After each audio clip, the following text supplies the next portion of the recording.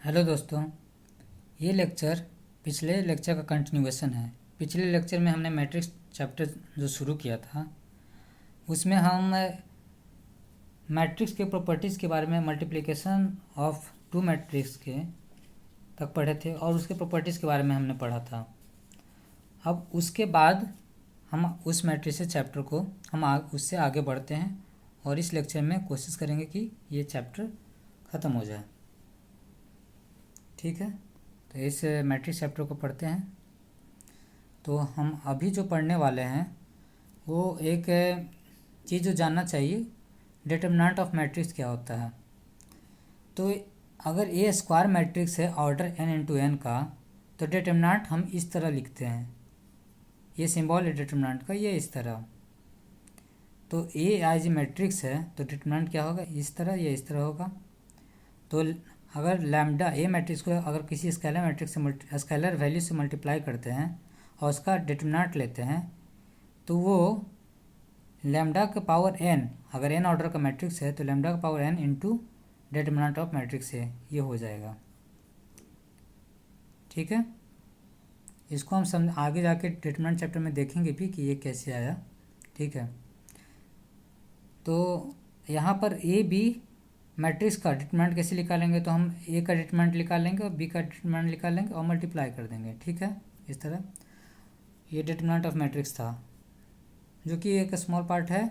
उसको हम डिटेल में डिटरमिनेंट पूरा पढ़ेंगे। अभी उसके बारे में थोड़ा जान लिए। सिंगुलर मैट्रिक्स क्या है, तो ऐसा स्क्वायर मैट्रिक्स जो सिंगुलर मैट्रिक्स कहलाएगा अगर उस मैट्रिक्स का जब हम डिटरमिनेंट निकालेंगे तो क्या, जब जीरो आएगा तो वो सिंगुलर मैट्रिक्स कहलाएगा। अगर जब डिटरमिनेंट जीरो नहीं आएगा तो वो क्या कहलाएगा, नॉन सिंगुलर कहलाएगा। ठीक है, नेक्स्ट चीज़ जो जिसके बारे में हम बात करने वाले हैं वो मैट्रिक्स का ट्रांसपोज कैसे फाइंड करें।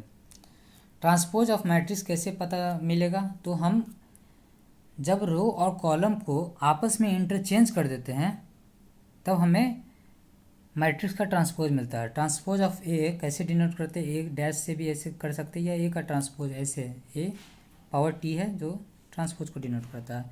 ए मैट्रिक्स है मेरा ए आई जे एम इंटू एन ऑर्डर का, तो ए ऑफ ट्रांसपोज किस ऑर्डर का बन जाएगा, एन इंटू एम का हो जाएगा। तब उसमें क्या होगा कि जो बी का आई जे एलिमेंट जो होगा वो बराबर होगा ए और जे आई का। वो कैसे होगा हम देख लेते हैं एक एग्जांपल से। मेरा मान लीजिए मैट्रिक्स ए ये है, तो इसका ट्रांसपोज कैसे करेंगे, तो इसका जो पहला रो है इसको क्या करेंगे, हम कॉलम में भेज देंगे और कॉलम को रो में। तो देखिए इसका रो को हम कॉलम में भेज दिए तो A11 A12 यहाँ आ जाएगा, A13 यहाँ आ जाएगा। फिर ये क्या है, सेकंड रो को सेकंड कॉलम में डाल देंगे तो A21 यहाँ आ जाएगा, A22 यहीं रहेगा, A23 यहाँ आ जाएगा। देख रहे हैं, ये पहला रो पहले कॉलम में आ गया, दूसरा रो दूसरे कॉलम में आ गया, तीसरा रो तीसरे कॉलम में आ गया। बस इतना ही करना है तो हमें ए ट्रांसपोज मिल जाएगा। हम इसमें देखेंगे अब कि मेरा बी आई जे हम कैसे ए जे आई के बराबर हो रहा है। तो हम देखेंगे बी का B12 जब देखेंगे तो फर्स्ट रो सेकंड कॉलम का हम बात करेंगे तो वो देखेंगे फर्स्ट रो सेकंड कॉलम का किसके बराबर है, ए का सेकंड रो और फर्स्ट कॉलम करते, यानी B12 जो है वो किसके बराबर है, A21 के, है ना। यहाँ पर यहाँ पर बी क्या होगा, बी क्या होगा, यहाँ पर B13 किसके बराबर है, A31 के। तो ट्रांसपोज कैसे फाइंड करते हैं वो पता है। जैसे एग्जांपल देख लेते हैं। एग्जांपल में ये 3x4 ऑर्डर का मेरा मैट्रिक्स है। ठीक है, अब इसका एग्जांपल हमको फाइंड करना है, इसका हमको मतलब ट्रांसपोज फाइंड करना है। तो इसको रो को हम कॉलम में भेज दिए, कॉलम में ले गए, पहले रो को पहले कॉलम में, दूसरे रो को दूसरे कॉलम में, तीसरे रो को तीसरे कॉलम में। तो पहला रो में क्या है 1 2 3 4, तो इसको कॉलम कर दिए 1 2 3 4 5 6 7 8 5 6 7 8 6 5 4 3 6 5। ये हो गया ट्रांसपोज। ज़्यादा डिफिकल्ट नहीं है, बहुत ईजी था। अब हम जिस मैट्रिक्स के बारे में बात करने वाले हैं वो सिमेट्रिक मैट्रिक्स के बारे में। सिमेट्रिक मैट्रिक्स क्या होगा, ये वैसा स्क्वायर मैट्रिक्स सिमेट्रिक कहलाएगा जब हम ए का जब ट्रांसपोज निकालेंगे और ए ही के बराबर आ जाए तब वो सिमेट्रिक मैट्रिक्स बन जाएगा। ठीक है, ए आई जे मेरा यहाँ पर ए मैट्रिक्स है, उसका हम ट्रांसपोज निकालें और फिर उसको देखें कि वो ए के बराबर आ गया, तो मेरा क्या हुआ आखिर में, ए जे आई के बराबर हो गया। मतलब अगर ए मैट्रिक्स है देखेंगे उसको कंपेयर करेंगे, जब ट्रांसपोज करेंगे तो मेरा यहाँ का एलिमेंट इसके बराबर हो जाएगा, इसका एलिमेंट इसके बराबर, इसका एलिमेंट इसके बराबर हो जाएगा। ठीक है।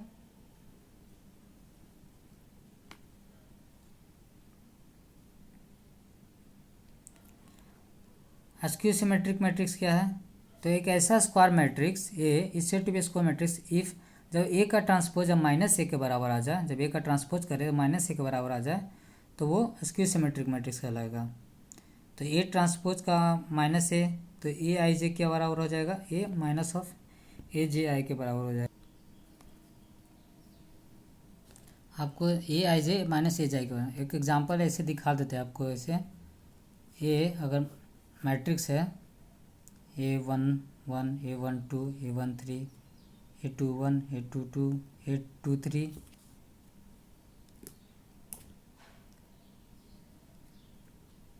A31, A32, A33, इसका ट्रांसपोज क्या हो जाएगा?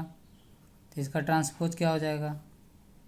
A11, A12, A13, A21, A22, A23, A31, A32, A33, ये हो गया ना? ठीक है। तो ये बराबर जब होगा तो मेरा सिमेट्रिक मैट्रिक्स होगा। तो हम इसमें देखेंगे क्या हो रहा है, A12 जब बराबर होगा तब होगा सिमेट्रिक, बराबर होगा तो A12 किसके बराबर हो जा रहा है? A21 के। तो हो रहा है ना, ए आई जे मतलब आई फर्स्ट रो सेकंड कॉलम किसके बराबर हो रहा है? सेकंड रो फर्स्ट को सेकंड, ये जे आई के बराबर। यहाँ से क्या हो रहा है, A12 A21 के बराबर, यानी कि ये आपस में ये बराबर, ये इसके बराबर हो जाता है, ये इसके बराबर हो जाता है, ये इसके बराबर हो जाता है। वही हम यहाँ हमने शो किया इसके। जब ऐसा होता है वो सिमेट्रिक मैट्रिक्स होता है। लेकिन जब ए का ट्रांसपोज जब -a के बराबर होता है, हाँ, तो ए आई जे अब माइनस ऑफ ए जे आई हो जाता है, तो वो ऐसे केस में उसको स्क्यू सिमेट्रिक कहते हैं।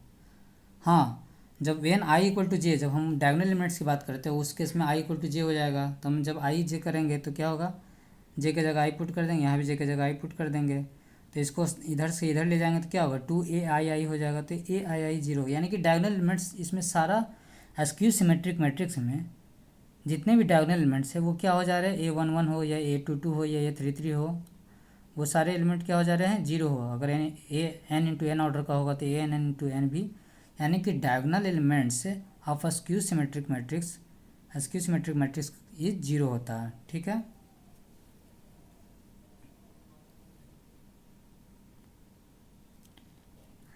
अब स्क्यू सिमेट्रिक मैट्रिक्स में हम देखें कि ए ट्रांसपोज -a के बराबर होता है। तब ए ट्रांसपोज का डिटरमिनेंट निकालेंगे ऑफ -a, तो क्या होगा, अगर ए मैट्रिक्स जो है मेरा n इंटू एन ऑर्डर का होगा तो क्या होगा, जो -1 है, हम पढ़े थे कि लैम्डा ए का डिटरमिनेंट जब हम पढ़े थे यहाँ पर कि लैम्डा ए का अगर डिटरमिनेंट निकालते हैं, अगर n ऑर्डर का है तो वो लैम्डा n इंटू ए का हो जाता है ऐसा। ठीक है। तो अगर n ऑर्डर का है तो -1 का पावर n कितना हो जाएगा। अगर n मेरा ऑड होगा तो n अगर ऑड होगा तो क्या होगा, -1 का पावर ऑड होगा तो ये -1 हो जाएगा। तो determinant of A equal to -1 into determinant of A, तो 2 इंटू डिटरमिनेंट ऑफ ए, तो यहाँ पर डिटरमिनेंट ऑफ ए क्या हो जाएगा, 0 हो जाएगा। तो हम दो चीज़ जाने कि स्क्यू सिमेट्रिक मैट्रिक्स में डायगोनल एलिमेंट 0 होते हैं, और skew symmetric matrix of an odd order, अगर वो स्क्यू सिमेट्रिक मैट्रिक्स मेरा ऑड ऑर्डर का हो, यानी 3 इंटू 3, 5 इंटू 5, 7 इंटू 7, अगर ऑड ऑर्डर के हैं तो उस केस में मेरा वो सिंगुलर मैट्रिक्स होंगे। सिंगुलर मैट्रिक्स का डिफिनेशन क्या था, जिसका डिटरमिनेंट 0 होता है। तो यानी कि skew symmetric matrix of an odd order क्या होगा, सिंगुलर मैट्रिक्स। अगर मेरा ऑड ऑर्डर का होगा 3 इंटू 3, 3 5 इंटू 5, तो उसका डिटरमिनेंट क्या होगा, 0 होगा। ठीक है। तो अगर हम ऐसा कोई मैट्रिक्स देखें, तो अगर ऑड ऑर्डर का देख रहे हैं तो हम उस मैट्रिक्स में देखेंगे कि क्या ये स्क्यू सिमेट्रिक मैट्रिक्स नहीं ना है, क्या यहाँ पर ए आई जे का एलिमेंट -a के बराबर नहीं ना है। अगर ऐसा दिख गया एक ट्रांसपोज करने पर -a के बराबर आ गया, यानी कि स्क्यू सिमेट्रिक मैट्रिक्स हमको अगर पता चल गया वो है, अगर वो हम देख लिए कि ऑड ऑर्डर का है, तो हम सीधे उसको बोल सकते हैं कि मैट्रिक्स उसका डिटरमिनेंट उसका 0 होगा।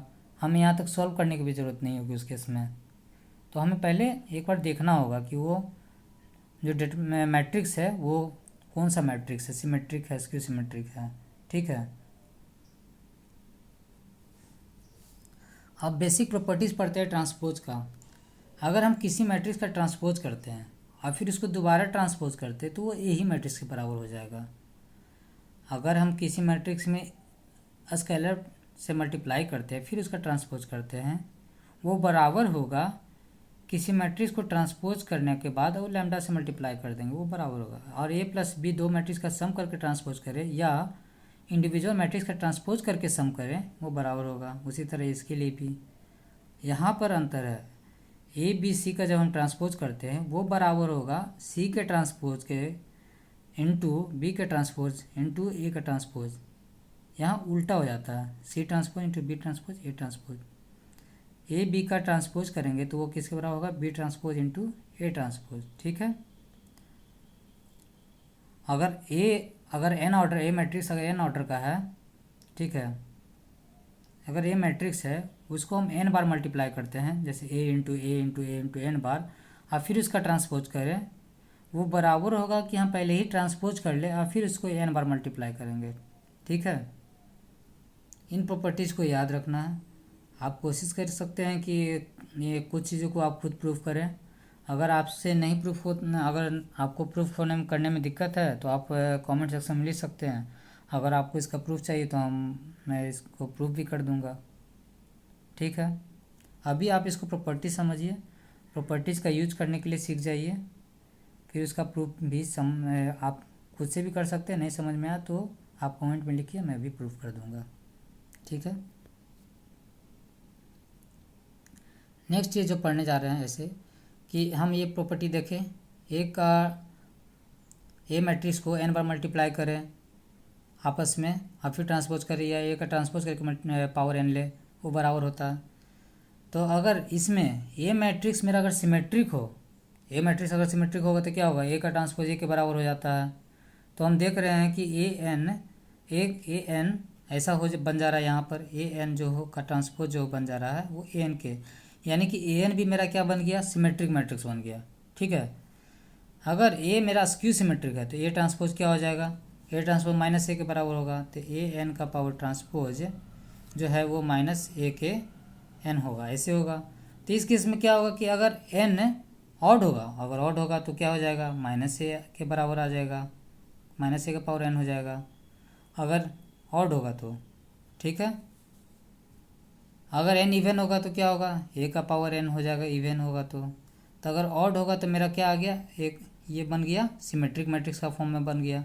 अगर इवन होगा तो ये क्या हो गया, ये स्क्वायर सिमेट्रिक का फॉर्म में बन गया। यहाँ ए एन का ट्रांसपोज ए एन के बराबर हो गया तो यहाँ पर सिमेट्रिक बन गया। तो वही बोल रहा है कि if n is odd then A n is skew symmetric, if n is even then A n is symmetric. ठीक है, तो ये चीज़ को अच्छे से समझ सकते हैं। एक क्वेश्चन है, इसको हम कर लेते हैं। ए मेरा सिमेट्रिक मैट्रिक्स है तो हमें प्रूफ करना है कि ए प्लस ए का ट्रांसपोज भी सिमेट्रिक है और ए का minus A transpose skew symmetric है। तो हम करते हैं, ए प्लस ए का ट्रांसपोज हमें पता करना था, हम इसका एक ट्रांसपोज लेते हैं। तो हम जानते हैं ए प्लस बी का ट्रांसपोज क्या होता है, ए का ट्रांसपोज प्लस ए का ट्रांसपोज का ट्रांसपोज, ऐसे बन जाएगा। ये कैसे हम पता किए, ए प्लस बी का प्रॉपर्टी पढ़ा था हमने, ए प्लस बी का ट्रांसपोज क्या होता है, A plus A transpose plus B transpose, ये पढ़ा था। ठीक है, तो ये हो गया ए ट्रांसपोज का ए ट्रांसपोज क्या होता है, वो ए ही हो जाता है। अब हम जानते हैं ए प्लस बी को हम बी प्लस ए भी लिख सकते हैं, इससे कोई दिक्कत नहीं है। तो ए प्लस ए डैश, तो हम देख रहे हैं अगर ए प्लस ए को हम सी नया कुछ माने, सी मैट्रिक्स नया मैट्रिक्स बनता है, तो सी जो सी का ट्रांसपोज जो बन रहा है वो सी। तो ऐसा अगर फॉर्म में हम जानते हैं कि किसी मैट्रिक्स का ट्रांसपोज करने पर वही मैट्रिक्स आ जाए तो क्या होता है, सिमेट्रिक। तो ये हमारा देख रहे हैं कि ये सिमेट्रिक मैट्रिक्स है, यानी कि A plus A transpose symmetric matrix है, सिमेट्रिक मैट्रिक्स है अगर ए सिमेट्रिक मैट्रिक्स है तो। अब ए माइनस ए डैश का देखते हैं, ए का ट्रांसपोज हो जाएगा माइनस ऑफ ए का ट्रांसपोज ऑफ ट्रांसपोज, तो क्या हो जाएगा, ए का ट्रांसपोज माइनस ऑफ ए हो जाएगा। तो यहाँ से -1 कॉमन लेंगे तो ए माइनस ए ट्रांसपोज। ठीक है, तो ये हम देख रहे हैं यहाँ से बना क्या, सी का ट्रांसपोज ऑफ -c। तो इस फॉर्म में जब रहता है तो हम कैसे समझ जाते हैं कि ये स्क्यू सिमेट्रिक है। तो यानी कि ये जो a माइनस ए का ट्रांसपोज क्या बना, स्क्यू सिमेट्रिक हो गया, प्रूफ हो गया। ठीक है, अब नेक्स्ट क्वेश्चन करेंगे। नेक्स्ट क्वेश्चन जो करेंगे, if A and B is a square matrix of same order का है तब प्रूफ करना है A B A dash is symmetric होगा if B is symmetric and skew symmetric होगा बी इज स्क्यू सिमेट्रिक। तो हम ए बी ए डैश का ट्रांसपोज लिख लेते हैं। तो हम यहाँ जानते हैं एक प्रॉपर्टी कि ए बी सी का ट्रांसपोज क्या होता है, सी का ट्रांसपोज बी का ट्रांसपोज ए का ट्रांसपोज, ये जानते हैं। तो क्या हो जाएगा, ये ए का ट्रांसपोज हो जाएगा, बी का ट्रांसपोज हो जाएगा, ए का ट्रांसपोज हो जाएगा, ऐसा होगा। तो ये क्या होगा, ए बी का ट्रांसपोज इंटू ए का ट्रांसपोज, ये हो जाएगा, होगा ना। तो हम इसको देखते हैं ए बी ऐसे, तो हम इसको ध्यान से देखेंगे। अगर बी का ट्रांसपोज, बी अगर सिमेट्रिक है, ये बी सिमेट्रिक होगा, ये बी सिमेट्रिक होगा तब क्या होगा, बी ट्रांसपोज क्या, बी ट्रांसपोज किसके बराबर हो जाएगा, बी के बराबर। तो यानी कि यहाँ पर क्या आ जाएगा, ए बी ए डैश। हाँ, अगर बी इज स्क्यू सिमेट्रिक होगा, स्क्यू सिमेट्रिक होगा तो यहाँ से बी डैश किसके बराबर आ जाएगा, माइनस बी के। तो यहाँ से क्या आ जाएगा, minus A B A dash. तो यानी हम देख रहे हैं कि जब बी सिमेट्रिक है तो ये किसके बराबर था, ये किसके बराबर, इसके बराबर है। तो क्या बन गया, ए बी ए का ट्रांसपोज क्या बन गया, A B A dash minus A B of A dash, ये बन गया। तो ये ऐसा जब रहता है तो यानी क्या मतलब है कि ये सिमेट्रिक है और ये स्क्यू सिमेट्रिक है। यानी कि बी जब हमारा सिमेट्रिक होता है तो ये सिमेट्रिक आता है, और बी जब हमारा स्क्यू सिमेट्रिक होता है तो ये पूरा भी हमारा स्क्यू सिमेट्रिक आता है। ठीक है, अब नेक्स्ट क्वेश्चन करते हैं। तो नेक्स्ट क्वेश्चन करते हैं। इस क्वेश्चन में कह रहा है कि ए और बी टू सिमेट्रिक मैट्रिक्स है ऑफ सेम ऑर्डर, तो प्रूव करना ए बी सिमेट्रिक होगा if and only if A B equal to B है। देखते हैं, ए बी सिमेट्रिक होगा जब ए बी बी ए के बराबर होगा। तो ए बी का ट्रांसपोज करते हैं तो क्या हो जाएगा, बी का ट्रांसपोज इंटू ए का ट्रांसपोज। ए और बी क्या है, टू सिमेट्रिक मैट्रिक्स है। तो ए और बी सिमेट्रिक मैट्रिक्स, तो ए डैश ए बराबर के बराबर हो जाएगा, बी डैश बी के बराबर हो जाएगा। तो हम बी डैश को क्या ले सकते हैं, बी लिख सकते हैं, ए डैश को क्या ले सकते हैं, ए। अब बोल रहा है कि ये कंडीशन हमको दिया हुआ A B equal to B है, तो बी ए को क्या लिख सकते हैं, ए बी। यानी कि ए बी मेरा क्या आ गया, सिमेट्रिक आ गया। लेकिन ये तभी पॉसिबल हो गया जब ये A B equal to B A के बराबर है और ए और बी मेरा सिमेट्रिक मैट्रिक्स है। नेक्स्ट क्वेश्चन करते हैं। हम किसी भी मैट्रिक्स को सिमेट्रिक और स्क्यू सिमेट्रिक के रूप में लिख सकते हैं। ए को हम इस तरह लिख सकते हैं, ए प्लस ए का transpose by 2 plus A minus A का ट्रांसपोज बाई 2 लिख सकते हैं। हम ये देखा था कि ए प्लस ए का ट्रांसपोज जो होता है वो सिमेट्रिक होता है और ए माइनस ए का ट्रांसपोज क्या होता है, स्क्यू सिमेट्रिक होता है। हमने पहले कोई एक क्वेश्चन में हमने प्रूफ किया था। ठीक है, तो ये सिमेट्रिक और ये स्क्यू सिमेट्रिक का एक सम हम लिख सकते हैं। ठीक है,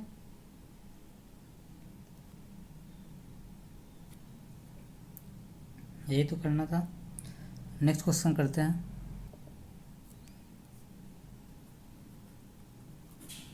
इसमें दो मैट्रिक्स दिया हुआ है ए और बी, हमको इसका मल्टीप्लाई करना है। हमने पढ़ा था मैट्रिक्स का मल्टीप्लिकेशन और प्रॉपर्टीज के बारे में। यहाँ पर कुछ क्वेश्चन कर रहे हैं, ए मैट्रिक्स दिया हुआ, बी मैट्रिक्स, दोनों को मल्टीप्लाई करना है। तो कैसे करेंगे, सीख लीजिए।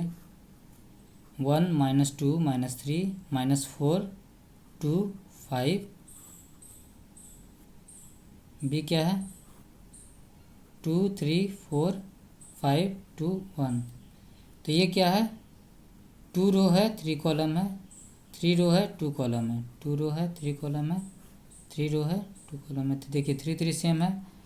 हाँ, तो ये मल्टीप्लाई हो सकता है। तो हमारा जो फाइनल मैट्रिक्स बनेगा वो किस ऑर्डर का बनेगा? 2 इंटू 2 ऑर्डर का बनेगा। अब पहले मल्टीप्लाई कर लेते हैं, ठीक है। तो हमें क्या करना है? पहला एलिमेंट फाइंड करने के लिए पहले रो को, यहाँ A11 होता है, पहले रो को पहले कॉलम से मल्टीप्लाई करेंगे, इस रो को इस कॉलम से। तो 1 इंटू 2 कितना ये हो जाएगा? 1 इंटू 2 -8 -6, ये हो गया।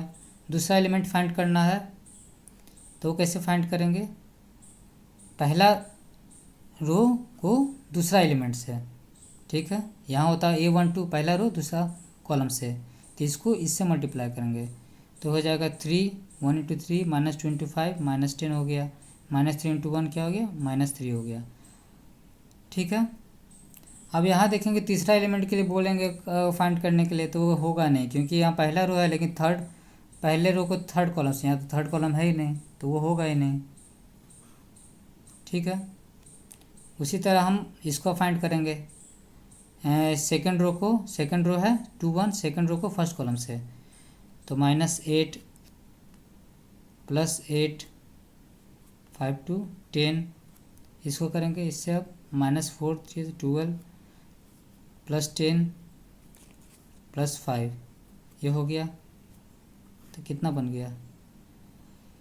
-12 आ गया, यहाँ 10 आ गया, यहाँ -10 आ गया, 15, यहाँ आ गया 3। उसी तरह BA का फाइंड कर सकते हैं। 2 3 4 5 2 1, मल्टीप्लाई करना है 1 -2 -3 -4 2 5। ये है 3 रो इंटू 2 कॉलम, ये 2 रो इंटू 3 कॉलम। तो ये मेरा देखिए, ये मैट्रिक्स हम देखें कितना ऑर्डर का बनना चाहिए था? 2 इंटू 2 बना। ये मैट्रिक्स कितने का बनना चाहिए? 2 2 का सेम है, तो यहाँ बनना चाहिए किस ऑर्डर का? 3 इंटू 3 का। तो देखिए यहाँ पहले रो को, ये पहला फाइंड करना, तो पहले रो को पहले कॉलम से, तो 2 -12 कितना हो जाएगा? -10।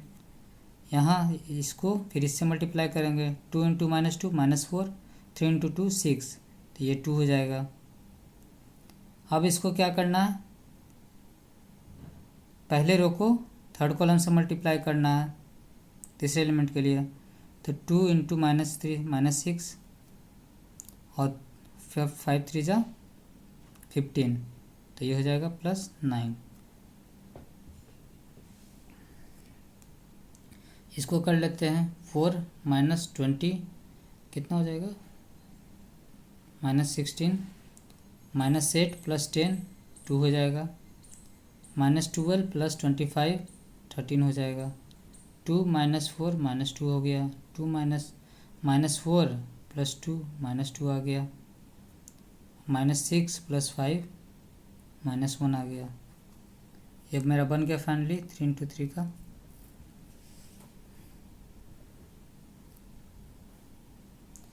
अब ये देखेंगे हम, यहाँ पर आप बात करेंगे पहले रो को पहला एलिमेंट से, A12 तो पहला रो को तीसरा एलिमेंट से, A13 फाइंड करना तो पहले रो को तीसरा एलिमेंट होना चाहिए, तीसरा है, तो हमने किया कैलकुलेट, तो ये बन गया मैट्रिक्स। तो इस तरह आप मैट्रिक्स मल्टीप्लिकेशन को आप जान गए कैसे करना है, ठीक है। हम नेक्स्ट क्वेश्चन करते हैं।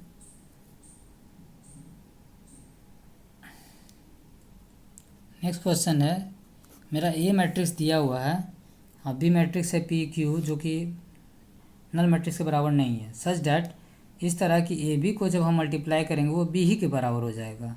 और ये कंडीशन दिया हुआ A + D मेरा 2 के बराबर है, तो हमें फाइंड करना है AD - BC, ठीक है।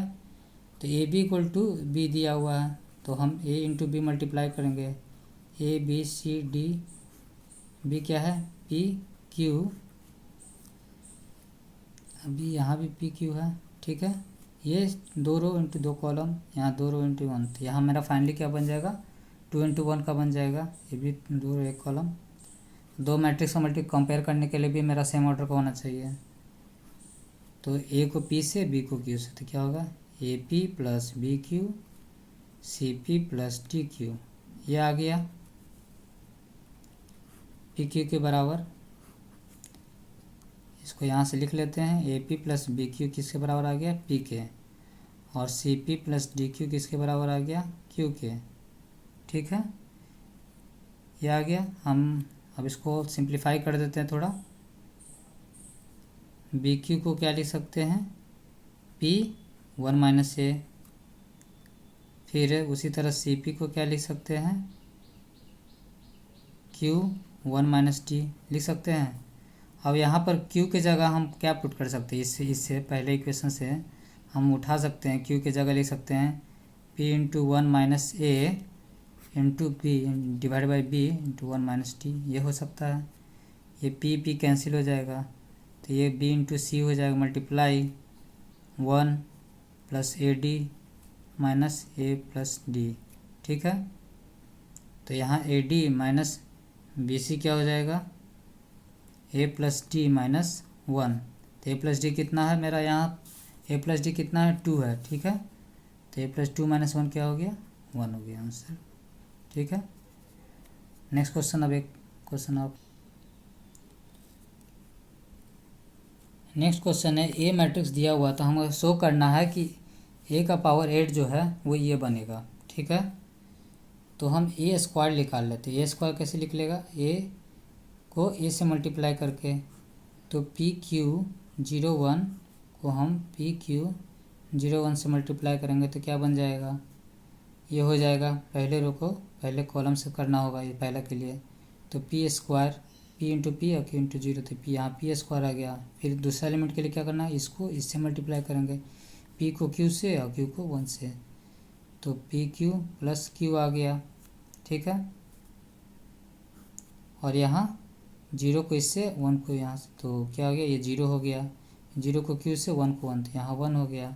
ये ए स्क्वायर, उसी तरह हम ए क्यूब कैसे निकालेंगे, तो ए स्क्वायर इंटू ए कर सकते हैं। तो पी स्क्वायर, इसको हम इस तरह लिख सकते हैं, Q 1 plus P 01 into P Q 01 हो गया ना। अब इसको हम मल्टीप्लाई करेंगे तो क्या हो जाएगा, पी स्क्वायर इंटू इसको फर्स्ट पहला एलिमेंट के लिए फर्स्ट रो को फर्स्ट कॉलम से, तो पी इंटू पी क्यूब हो जाएगा। ये इसको मल्टीप्लाई करेंगे तो यहाँ 0, तो P cube plus 0 P cube हो गया। फिर इसको इससे मल्टीप्लाई करेंगे तो पी स्क्वायर क्यूब, तो क्यू कॉमन ले लेते तो पी स्क्वायर, और फिर इसको इससे मल्टीप्लाई करेंगे तो यहाँ से भी कॉमन हो गया, तो पी प्लस 1 ये आ जाएगा। 0 को पी से, 1 को 0 से, 0 हो गया। 0 को क्यू से, 1 को 1 से, तो ये 1 हो गया। उसी तरह हम A4 का निकालेंगे, तो देख रहे एक पैटर्न बन रहा है। पहले ए स्क्वायर में क्या बना था, क्यू कॉमन लेने पर 1 प्लस पी, फिर क्या आ रहा है 1 प्लस पी स्क्वायर आ रहा है। तो A4 में क्या आ जाएगा,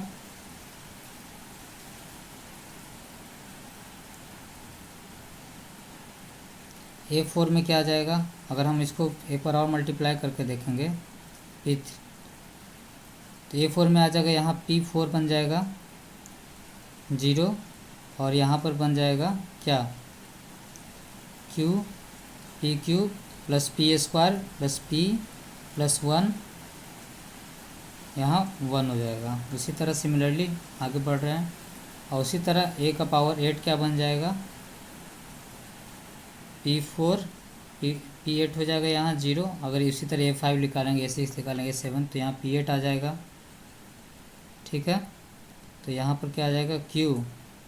अब देखिए यहाँ 4 था तो P1 plus P square P cube तक पहुँचा था, 8 है तो यहाँ कहाँ तक पहुँचेगा, P7 plus P6 plus P5, ऐसे करते करते 1, और ये 1।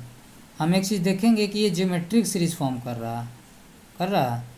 तो 1 plus x square plus x cube ऐसे अगर बनेगा मेरा xn तक, तो क्या हो जाता है, 1 माइनस एक्स का power n divide by 1 minus x हो जाता है। हाँ, तो उसी तरह यहाँ फाइंड कर लेंगे तो ये क्या हो जाएगा, p का पावर 8 0, ये हो जाएगा। कितना बार फाइंड हुआ, तो p का पावर 8 माइनस 1 लिख सकते हैं, ये p माइनस 1, ये 1 हो गया। तो ये हो गया। तो यहाँ से हम मेरा मैट्रिक्स टॉपिक जो है ख़त्म होता है। और इसके बाद हम डिटर्मिनेंट्स चैप्टर के बारे में पढ़ेंगे। जब हमारा डिटर्मिनेंट चैप्टर भी ख़त्म हो जाएगा तो डिटर्मिनेंट चैप्टर के साथ में फिर एक और कुछ स्पेशल टाइप के मैट्रिक्सेस होते हैं, उसके बारे में ही पढ़ लेंगे। जब इन सारी चीज़ों को पढ़ने के बाद तब हम जाकर इसके ऊपर जेई लेवल के प्रॉब्लम सॉल्व करेंगे, और उनको आप एक बार सॉल्व कर लेंगे तो आपको आइडिया लग जाएगा कि मैट्रिक्स से डिटर्मिनेंट कैसे सॉल्व करते हैं और किस तरह के प्रॉब्लम्स होते हैं। उसके हिसाब से आप जेई के प्रॉब्लम्स अटेम्प्ट कर सकते हैं, ठीक है, और वो आपसे बनने भी चाहिए। तो आज का लेक्चर यहीं ख़त्म होता है। नेक्स्ट लेक्चर में मिलते हैं, डिटर्मिनेंट चैप्टर पर बात करेंगे, ठीक है। Thank you.